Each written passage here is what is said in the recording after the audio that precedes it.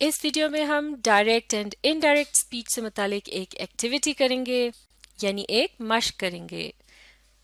किसी शख्स की कही हुई बात को बिल्कुल उसी के अल्फाज में, उसी अंदाज में जब बताया जाता है वो डायरेक्ट स्पीच कहलाई जाती है, जबकि उसी बात को जब कोई दूसरा शख्स किसी तीसरे शख्स को अपने अल्फाज में बताता है तो वो इनडायरेक्ट स्पीच कहलाई जाती है। तो अब इस एक्टिविटी में हमने दिए गए हर जुमले को डायरेक्ट स्पीच से इनडायरेक्ट या फिर इनडायरेक्ट से डायरेक्ट स्पीच में लाना है। जैसे कि इससे पिछली वीडियो में हम सीख चुके हैं कि डायरेक्ट, डी से डायरेक्ट और एस से स्पीच, डायरेक्ट स्पीच वाले जुमले को जब इनडायरेक्ट स्पीच में लाया जाता है तो स्पीच मार्क्स जो हैं उनका इस्तेमाल नहीं किया जाता। सेड जो है, जिसे रिपोर्टेड वर्ब भी कहा जाता है, इसके बाद एक लिंकर यानी लफ्ज दैट का इस्तेमाल किया जाता है। पर्सन जो है इसमें तब्दीली आती है, जैसे कि ये फर्स्ट पर्सन है, आई एम टीचिंग इंग्लिश, ये हो जाएगा ही सेड दैट। ये थर्ड पर्सन सिंगुलर जो कि मेल के लिए इस्तेमाल किया जाता है, यानी किसी लड़के या मर्द के लिए, यह है ही सेड दैट, ही। और फिर इसके बाद तब्दीली आती है वर्ब की फॉर्म में, जैसे कि एम, ये प्रेजेंट फॉर्म है, ये चली जाएगी पास्ट फॉर्म में।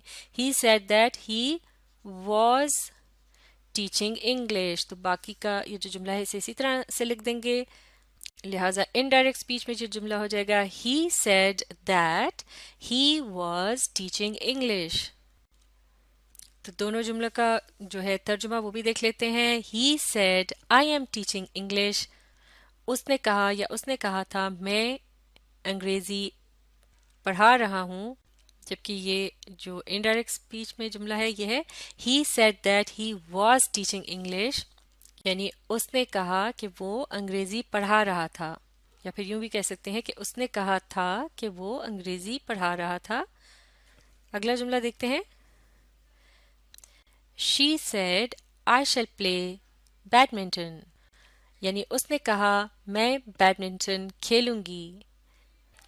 तो कॉमा या स्पीच मार्क्स का इस्तेमाल नहीं किया जाएगा। सेड के बाद लफ्ज दैट आ जाएगा, आई तब्दील हो जाएगा शी में, और शैल या विल जो है इसकी जगह वुड का इस्तेमाल किया जाता है। लिहाजा ये जुमला हो जाएगा she said that she would play badminton, यानी उसने कहा था कि वो बैडमिंटन खेलेगी।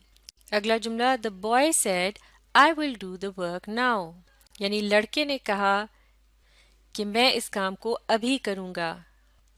तो इस डायरेक्ट स्पीच वाले जुमले को इनडायरेक्ट स्पीच में तब्दील करने के लिए इसी तरह से कॉमा और स्पीच मार्क्स का इस्तेमाल नहीं किया जाएगा। सेड के बाद लफ्ज दैट का इजाफा होगा, आई तब्दील हो जाएगा ही में, विल की जगह आएगा वुड।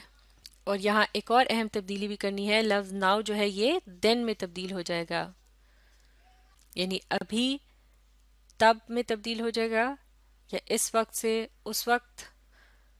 तो इनडायरेक्ट स्पीच में जुमला होगा the boy said that he would do the work then, यानी लड़के ने कहा कि वो उस काम को तब ही करेगा या उस वक्त ही करेगा।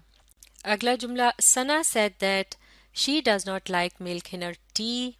अब की बार ये जो जुमला है ये इनडायरेक्ट स्पीच में है, तो इसे डायरेक्ट स्पीच में लाने के लिए क्या करना है, सेड के बाद लफ्ज दैट जो है इसका इस्तेमाल नहीं आएगा। सेड के बाद कॉमा लगा देंगे, इसके बाद स्पीच मार्क्स ओपन। शी को फर्स्ट पर्सन में तब्दील जब किया जाएगा तो ये हो जाएगा आई, यानी फर्स्ट पर्सन सिंगुलर, और आई के साथ डज की जगह डू का इस्तेमाल किया जाता है। आई डू नॉट लाइक मिल्क इन, और यहाँ हर की जगह माई टी। तो ये जुमला हो जाएगा, और आखिर में speech marks closed full stop के निशान के बाद। लिहाजा ये जुमला होगा Sana said I do not like milk in my tea. तो अब की बार ये जुमला डायरेक्ट स्पीच में है, जैसे कि इसमें स्पीच मार्क्स का इस्तेमाल किया गया, और तर्जुमा है सना ने कहा मुझे अपनी चाय में दूध पसंद नहीं है। जबकि इनडायरेक्ट स्पीच में इस जुमले का तर्जुमा इस तरह से था कि सना ने कहा कि उसे उसकी चाय में दूध पसंद नहीं है। जैसे कि ये गुफ्तगू करने का जो अंदाज है बता रहा है कि कोई दूसरा शख्स सना के मुतालिक ये बात किसी तीसरे शख्स को बता रहा है। अगला जुमला, the teacher told us that the date of the exam had changed, यानी टीचर ने हमें बताया कि इम्तिहान की तारीख बदल चुकी थी, तो लिहाजा ये जुमला इनडायरेक्ट स्पीच में है।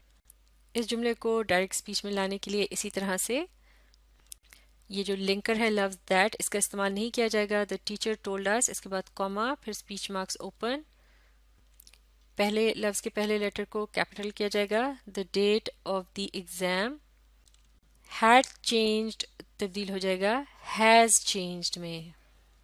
तो डायरेक्ट स्पीच में ये जुमला होगा द टीचर टोल्ड अस भी कह सकते हैं, या the teacher said to us the date of the exam has changed, यानी टीचर ने हमसे कहा या हमको बताया कि इम्तिहान की तारीख बदल चुकी है। तो ये मश्क यहाँ मुकम्मल हो चुकी है। इसे फ़ायदा उठाने के लिए आप इस वीडियो को रीप्ले कीजिए और इसके साथ साथ पढ़ने, समझने और लिखकर प्रैक्टिस करने की कोशिश जारी रखिए।